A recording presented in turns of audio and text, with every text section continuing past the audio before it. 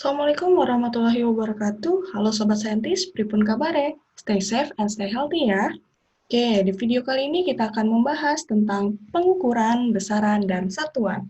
Jadi, di video kali ini kamu akan dipandu oleh Ibu Nurul untuk melakukan pengukuran sederhana. Menuliskan hasil pengukuran menggunakan kaidah ilmiah yang benar dan mengenal satuan dan besaran yang ada di IPA. Oke, langsung aja, let's go. Oke, pertama Ibu akan menyuruh kalian untuk melakukan ukur panjang buku LKS-mu menggunakan jengkal tangan seperti ini. Oke, panjangnya berarti cari sisi yang paling panjang ya.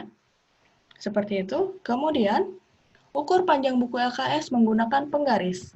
Di sini ada LKS dan ada penggaris. Silahkan dicoba.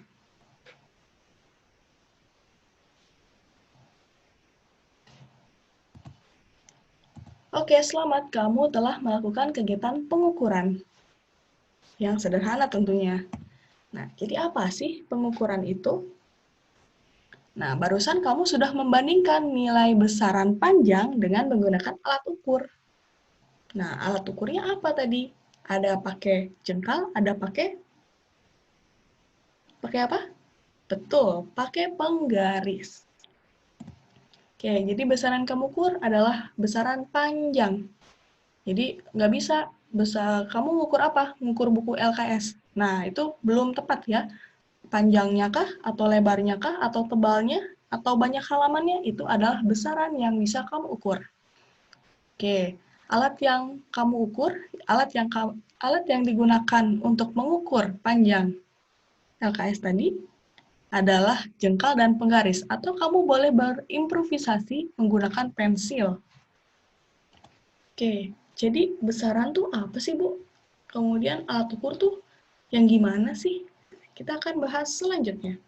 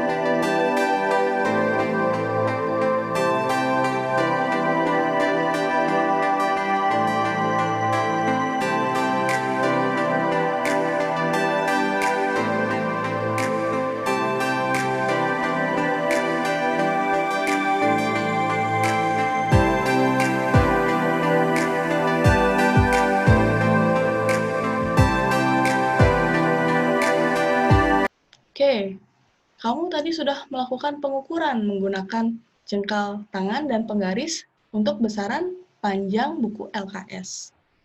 Nah, sekarang kita kumpulkan data yang sudah kamu ukur dengan teman-temanmu, atau boleh juga data yang diambil oleh orang tua kamu, atau kakakmu, atau adikmu. Nah, tuliskan seperti tabel berikut. Oke, tadi sudah lihat ya video pengukuran yang dilakukan oleh Bu Nurul, Pak Ari, dan Bu Amel. Nah, ketika menggunakan jengkal tangan, kalau Bu Nurul ini 1/4 jengkal, itu panjang buku LKS-nya. Tapi kalau pakai penggaris 26,8 cm. Nah, beda lagi sama Pak Ari. Nah, Pak Ari ini 1 jengkal ditambah setengah jempol. Kalau tadi Bu Nur seperempat jengkal itu adalah 1 jempol ya.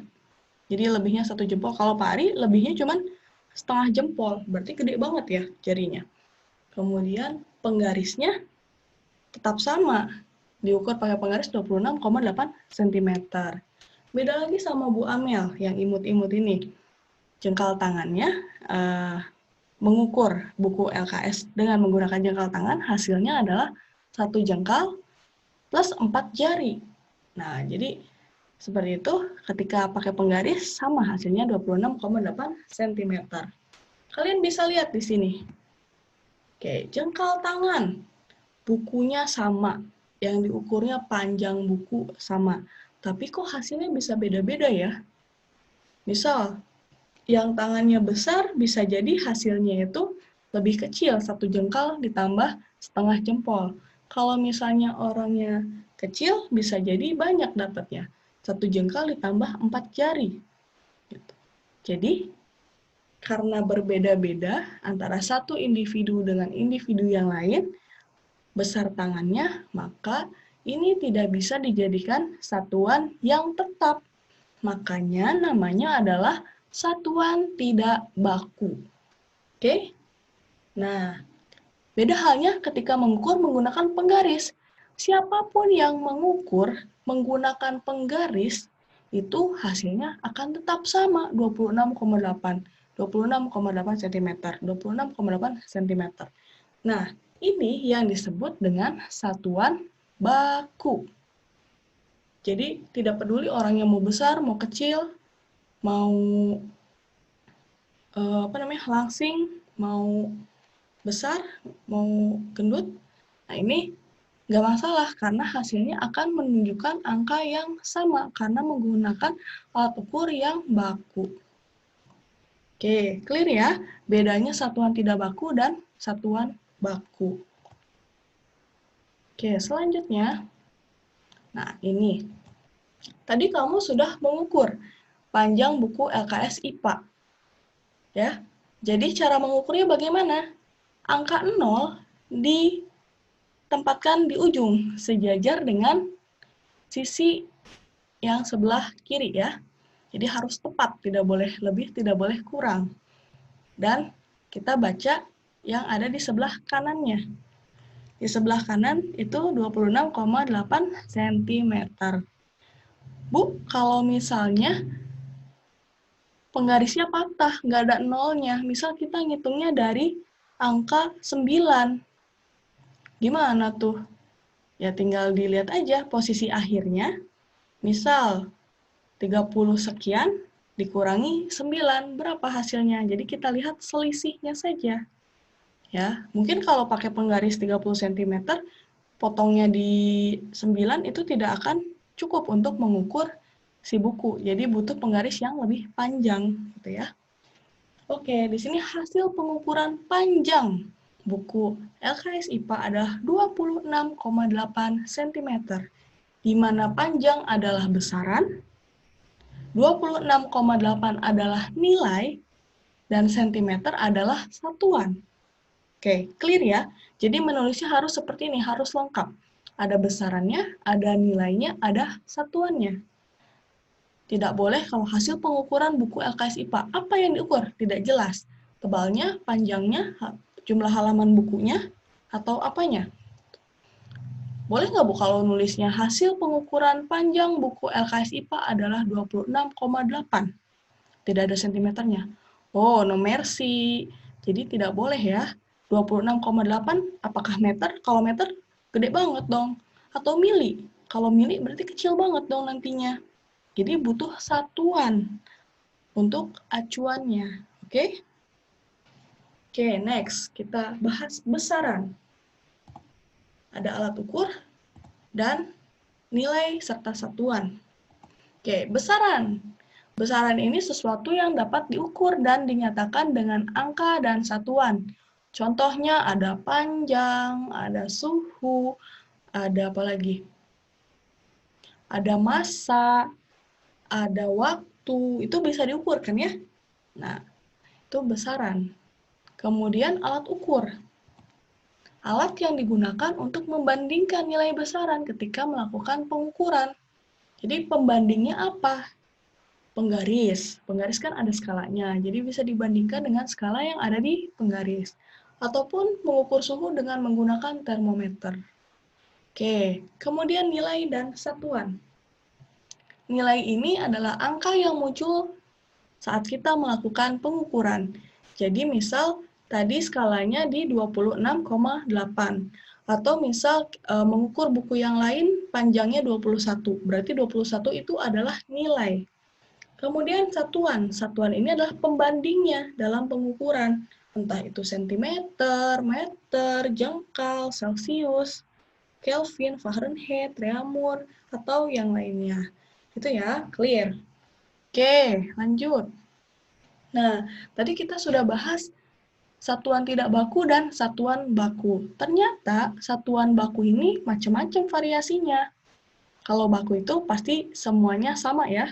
Mau diukur sama siapapun pasti sama. Oke, ini ada sistem standar. Jadi cirinya adalah disetujui oleh lembaga yang berwenang. Jadi ada kaitan dari pemerintah. Contohnya, misal mengukur suhu, sama-sama yang diukur adalah suhu. Tapi kalau di Indonesia itu dinyatakan menggunakan satuan Celcius. Beda halnya dengan di Amerika atau United States ya of America, USA, itu menggunakan Fahrenheit. Jadi kalau misalnya kalian baca suhu udara hari ini di Amerika, itu pasti satuannya adalah Fahrenheit, karena kebijakan pemerintah di sana seperti itu. Oke, kemudian sistem internasional. Nah, ini jadi sistemnya berlaku secara internasional. Mau ada di Eropa, mau ada di Amerika, di Indonesia, di Afrika, itu sama sistemnya. Nah, sistem ini juga dikenal dengan MKS. MKS itu singkatan meter, kilogram, dan second. Oke. Ada lawan dari sistem internasional adalah sistem Gaussian. Jadi kalau tadi SI itu pakainya MKS, kalau yang Gaussian ini pakainya CGS, centimeter, gram, second. Oke, nanti kita akan lihat di penerapan pelajaran selanjutnya tentang sistem MKS dan CGS ini ya. Oke, yang terakhir. Nah, ini ada kebiasaan di USA atau Amerika Serikat dan UK atau Inggris, United Kingdom ya. Jadi kalau misalnya di kita pakainya sentimeter atau meter untuk menyatakan panjang, ya biasanya sentimeter ini setara dengan inci. Tapi tidak sama, kalau 1 inci itu sama dengan 2,54 cm, seperti itu. Kalau misalnya kita bicara tentang tinggi badan di sana menggunakan kaki atau istilahnya feet. Oh, tingginya 3 kaki, misal seperti itu. Atau tingginya ya sekitar 5 kaki lah, nah seperti itu. Untuk mendeskripsikan tinggi badan suatu objek, baik itu manusia ataupun hewan. Kemudian miles. Nah, miles ini untuk menyatakan panjang. Kalau misalnya kita menggunakan kilometer, kalau di UK sama USA itu menggunakan mile atau mil ya bahasa kitanya. Kemudian ada pounds. Nah, di sini kalau kita menggunakan kilogram, gram, miligram, kalau di sana pakainya pounds, slag, dan lain sebagainya. Nah, itu varian dari satuan baku. Jadi, inti dari satuan baku adalah siapapun yang mengukur hasilnya harus sama, ya, menggunakan satuan yang sama. Oke, sekarang kita review pelajaran SD, awalan satuan dan kelipatannya. Masih ingatkah yang ini? Ada milimeter, sentimeter, desimeter, meter, dekameter, hektometer, dan kilometer. Oke, kalau naik diapain? Naik 1 diapain? Dikali atau dibagi? Oke, kalau naik 1 berarti dibagi ya. Dibagi berapa kalau naik 1? Oke, pintar, 10. Nah, bagaimana kalau turun 1 tingkat? Ya, benar. Kalau misalnya turun satu tingkat, berarti dikalikan 10. Oke, diingat-ingat lagi? Oke, nah apakah hanya ini awalan satuan? Ternyata tidak.